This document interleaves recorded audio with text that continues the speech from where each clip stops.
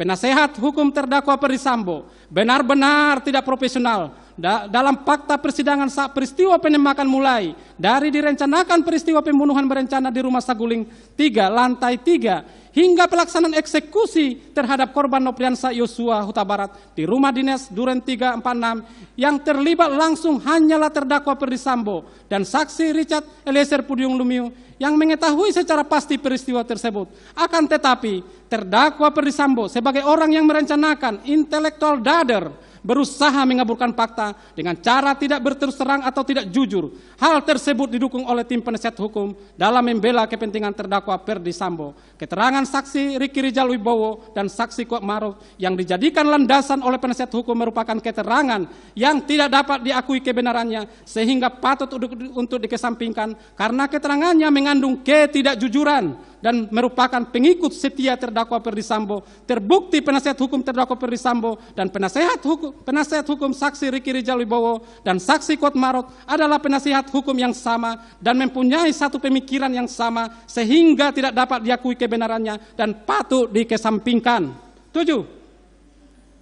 Tanggapan penasihat hukum mengenai kalau benar terdakwa menengok korban akuanon padahal tidak, penuntut umum gagal membuktikan jenis senjata apa yang dipakai terdakwa menembak Yosua Huta Barat.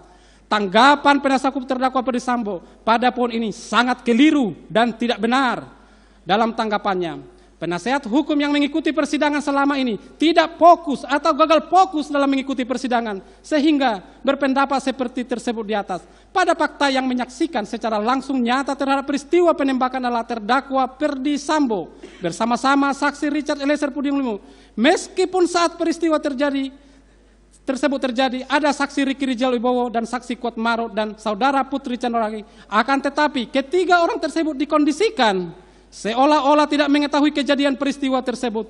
Padahal peristiwa tersebut terjadi di dalam rumah dengan ruangan yang kecil dan satu titik kejadian sehingga sangat tidak masuk akal jika saksi Ricky Rijal Wibowo dan saksi Kuat Maruf, saudara Putri Chandrawati tidak mengetahui peristiwa tersebut dan saksi keterangan saksi Richard Eliezer Pudium Lumiu yang menyatakan jika terdakwa Ferdy Sambo ikut melakukan penembakan dan sepengetahuannya menggunakan senjata Glock milik terdakwa Ferdy Sambo dan menggunakan senjata HS milik korban Nopriansah Yosua Huta Barat. Lalu, apakah tim penasihat hukum dapat dikatakan tidak bisa membuktikan senjata mana dan nomor seri berapa serta siapa pemilik senjata yang digunakan terdakwa Ferdy Sambo untuk menembak korban Nopriansah Yosua Huta Barat? Tentu yang dapat menjawab hal tersebut adalah terdakwa Ferdy Sambo dan saksi Richard Eliezer Pudium Lumiu sebagai pelaku material karena terlibat secara langsung menembak korban Nopriansah Yosua Huta Barat.